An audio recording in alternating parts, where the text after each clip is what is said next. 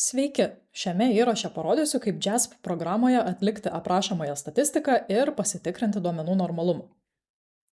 Spaudžiame Open, Data Library, Descriptives ir Boxplot. Spaudžiame Open Data File. Čia yra duomenys, kur buvo išmatuoti 3 skirtingų irisų rūšių – žiedlapių bei taurėlapių ilgiai ir pločiai. Pradėsime nuo aprašomosios statistikos, spaudžiam ant Descriptives ir Descriptive Statistics. Tarkime, kad norime sužinoti, kaip skiriasi žiedlapių ilgiai skirtingose irisų rūšyse, ar ne? Tai į priklausomus kintamosius įsidedame petal length ir išsiskirstome pagal rūšį. Dabar iškart gauname standartinę JASP lentelę, kur turime visą informaciją, kokia yra imtis kiekvienoje grupėje, ko trūksta, matome, kad nieko netrūksta, turime vidurkį, standartinį nuokrypį, mažiausią reikšmę ir didžiausią reikšmę.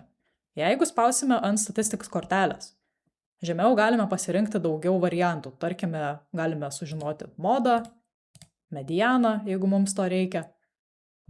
Ir taip pat, pavyzdžiui, galime susižinoti vidurkio standartinį nuokrypį. Taip pat yra keli duomenų pasiskirstymo parametrai, tai skewness, asimetrija ir kurtosis excessas. Šitoje pačioje aprašomosios statistikos kortelėje mes galime susižinoti ir duomenų normalumą. Tai tam naudojame Shapiro-Wilk testą. Paspaudžiam varnelę ir dabar galime pasižiūrėti į rezultatus. Visais atvejais, tai yra kiekvienoje grupėje, P vertė yra didesnė už 0,05. Ir tai reiškia, kad duomenys yra pasiskirstę normaliai. Tai jeigu mes toliau norėtume atlikti statistinį testą, mes taikytume parametrinį statistinį testą.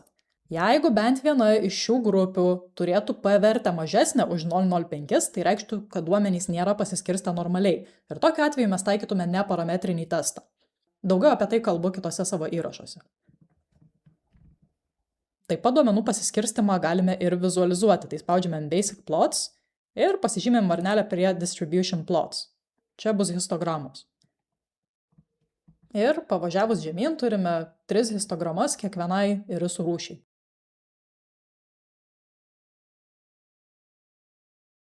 Kai duomenys yra pasiskirstę normaliai, jų histograma primena varpo formą.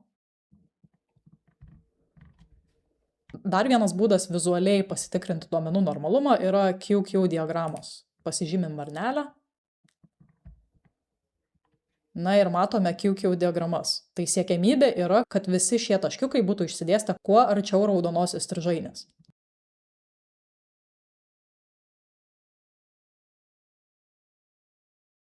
Tokiu paprasčiausiu būdu JASP programoje galime atlikti aprašomąją statistiką ir pasitikrinti duomenų normalumą.